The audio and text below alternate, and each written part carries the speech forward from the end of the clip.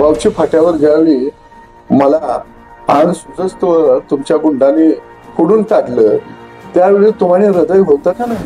मंडळी, तुमचं मत काय याच्या आणखीन एक नवीन भागात तुमच्या सर्वांचं स्वागत आहे। सदाभाऊ खोत यांनी केला त्यांच्या वक्तव्यांचा खुलासा, तर चला पाहूयात नेमकं सदाभाऊ म्हटले तरी काय आणि यावरती तुमची काय मतं आहेत। ठीक आहे, भाष्य केलेलं होतं त्याबद्दल जर कुणाच्या भावना दुखावल्या असतील तर निश्चितपणानं ते शब्द मी मागे घेतल्याने दिलगिरी व्यक्त केली।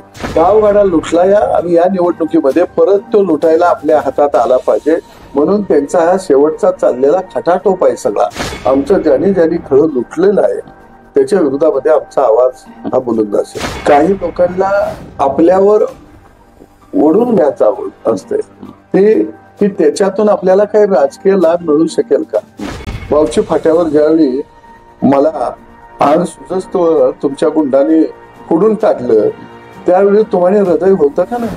तर उत्तरेश्वर शिंदे यांचं असं म्हणणं आहे, तुझ्या पक्षाचा करेक्ट कार्यक्रम झाला, आता वाईट वाटलं। तर आकाश पवार यांचं असं म्हणणं आहे की मोठ्या माणसांचा आदर करायला शिका, पवार साहेबांबद्दल असं कोणीच बोलू नाही, हे खूप चुकीचं आहे। अच्छा, ठीक आहे। तर दिनेश काळे यांचं असं म्हणणं आहे की राजकारण एका बाजूला पण वैयक्तिक व्यक्तिगत टीका कशाला हवा? राऊतांचा आदर्श जे महिला पत्रकारांसमोर शिव्या देत विरोधकांवर टीका करतात, एवढं मोठं मन लागते।